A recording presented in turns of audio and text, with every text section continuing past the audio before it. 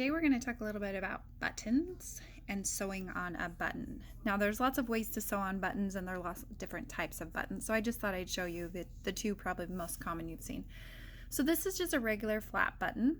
It doesn't have a shank on it. It has 2 holes. This one has 4 holes. These right here are called shank buttons. They're the ones that have the little, what we call a shank on the bottom. And they usually just have the 1 hole for putting the button on. Okay, now the difference between the two obviously is this one has a shank and these don't.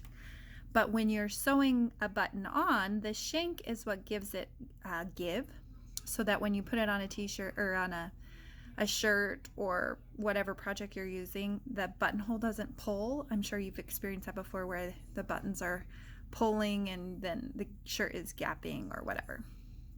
So a shank is important when sewing on a button. So we're going to sew on just flat buttons today, and I'm going to show you how to add a shank so that your buttons go on correctly and you don't have the tug that you would have typically. So we're going to take our button here and we're going to put it on our machine and our fabric. We're going to just kind of line it up where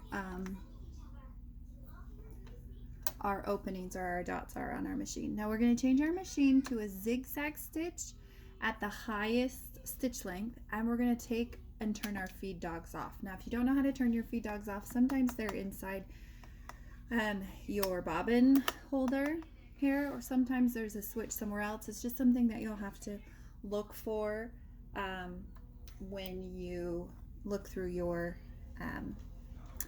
machine sewing guide. And then I'm just going to use my hand stitch, and you can see that I'm going back and forth so that I know I go in between the 2 buttons.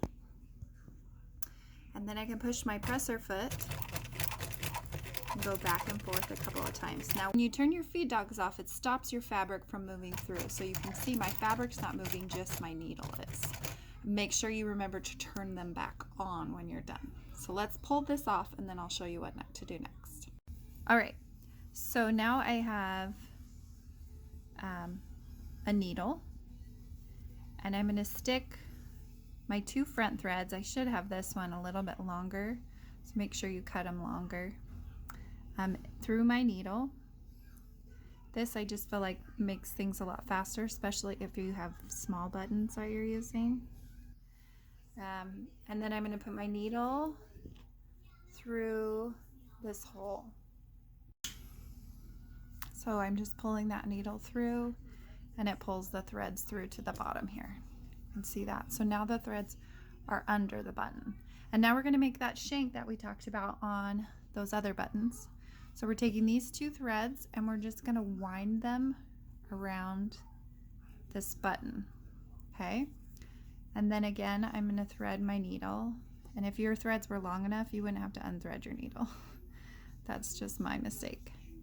And then I'm going to go down my fabric to the back side with my needle.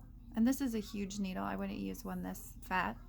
This is just for demonstration purposes. And pull that thread from the back. See how it went back there?